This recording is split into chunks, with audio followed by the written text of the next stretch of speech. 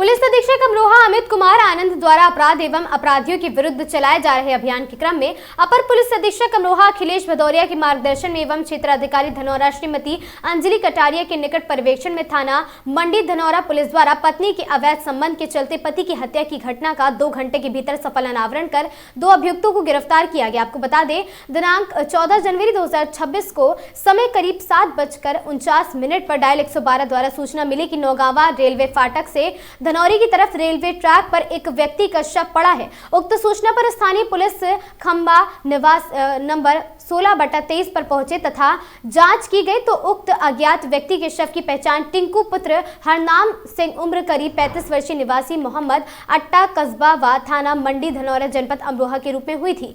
थाना मंडी धनौरा पुलिस द्वारा मृतक के शव को पोस्टमार्टम कराया गया। पोस्टमार्टम रिपोर्ट के बाद मृत्यु का कारण आया है सामने और साथ ही तथा प्राप्त तहरीर के आधार पर थाना मंडी धनौरा पर मुकदमा अपराध संख्या 21/2025 धारा 103(1) बनाम संगीता पत्नी टिंकू दूसरा अज्ञात व्यक्ति पंजीकृत किया गया है। दूसरे अभियुक्त की पहचान नरसिंह देव पुत्र राजपाल निवासी ग्राम मानपुर थाना चांदपुर जनपद बिजनौर उम्र 30 वर्षीय जाति सैनी के रूप में हुई है। पुलिस अधीक्षक अमरोहा द्वारा घटना की शीघ्र अनावरण हेतु अपर पुलिस अधीक्षक अमरोहा के कुशल पर्यवेक्षण एवं क्षेत्राधिकारी धनौरा के नेतृत्व में थाना मंडी धनौरा पर टीम का गठन किया गया और साथ ही गठित टीम द्वारा सीसीटीवी कैमरों एवं सर्विलांस के माध्यम से उक्त हत्या की घटना कारित करने वाले 2 अभियुक्त, पहला संगीता पत्नी टिंकू निवासी मोहम्मद अट्टा कस्बा थाना मंडी और साथ ही दूसरा नरसिंह देव पुत्र राजपाल निवासी को गिरफ्तार किया गया। अभियुक्ता संगीता का विवाह टिंकू के साथ 6 वर्ष पूर्व हुआ था। संगीता की शादी से पूर्व से ही अभियुक्त नरसिंह देव के साथ प्रेम संबंध थे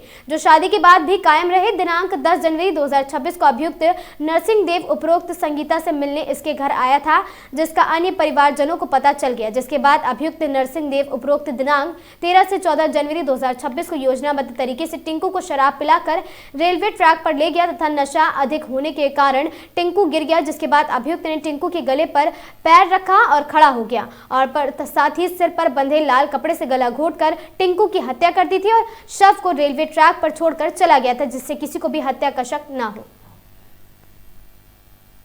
धनौरा में एक रेलवे ट्रैक पर जो नौगावा फाटक से धनौरा की तरफ रोड जा रहा है उस पर एक शव बरामद हुआ था।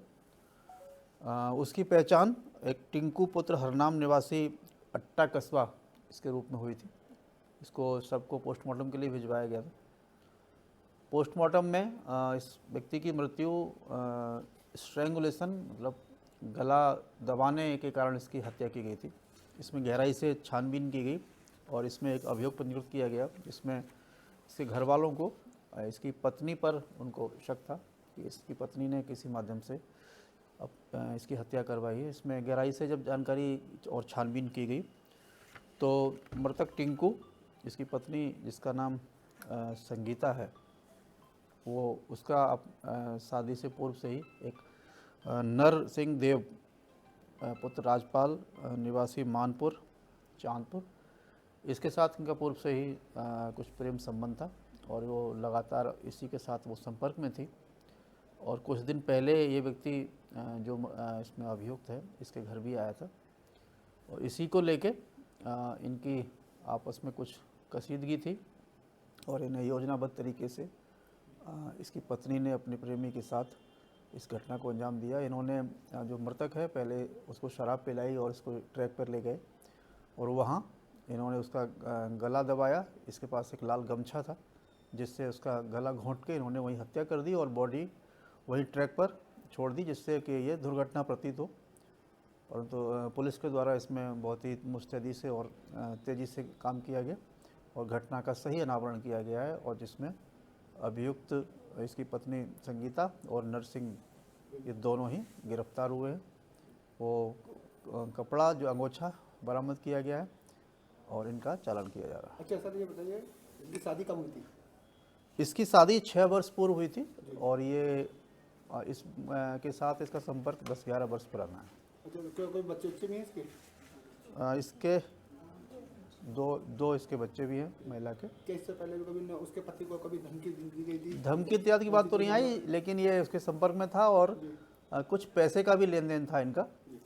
इसके पति के ऊपर इसके कुछ पैसे भी निकल रहे थे। तो दोनों ही वजह थी, एक तो इनके अवैध संबंध और साथ ही कुछ उधारी भी थी इस अभियुक्त के ऊपर।